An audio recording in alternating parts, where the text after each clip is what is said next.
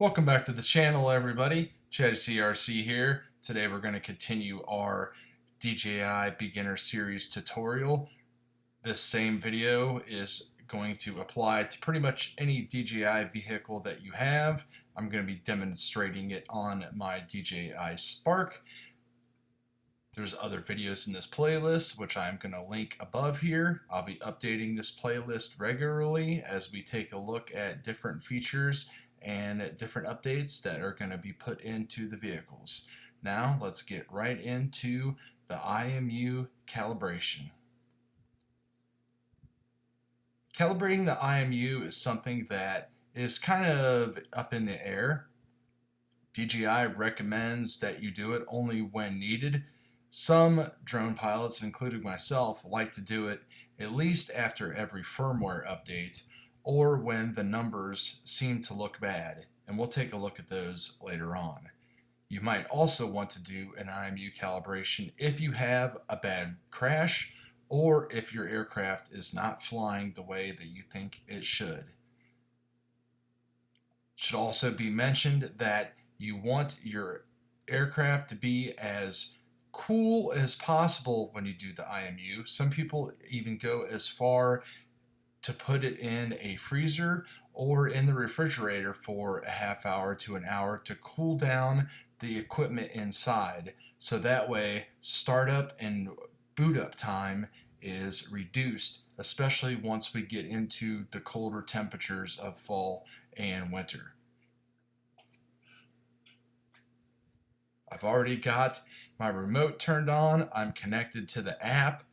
I have not yet powered on the aircraft because I'm going to wait to do that the very last thing, so that way we can jump right in and start doing that calibration as cold as we can.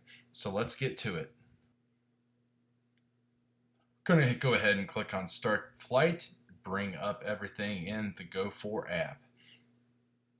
Now up in the right hand corner we have our menu screen that we're all used to with the three dots. We are going to press on that three dot icon, which is going to bring up our larger menu.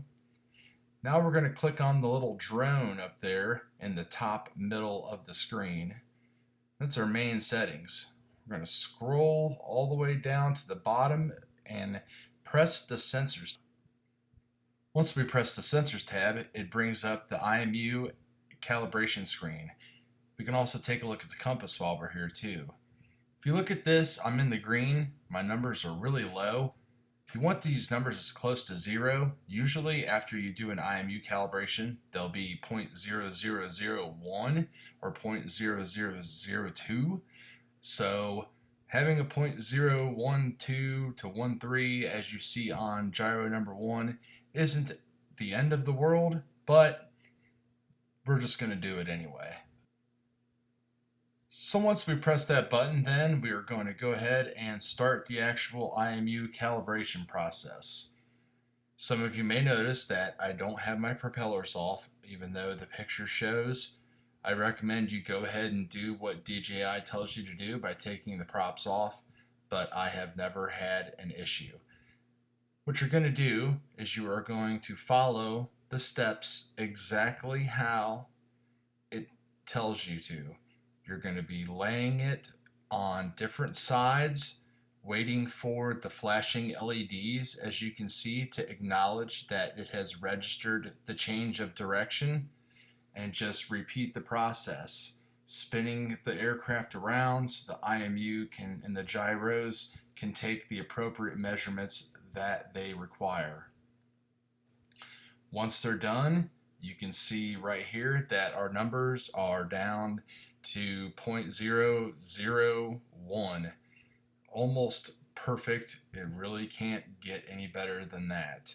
And that's what we're looking for. So make sure to do this after firmwares or if you're just having problems.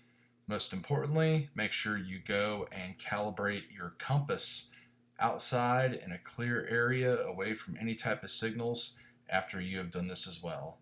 We'll see you later.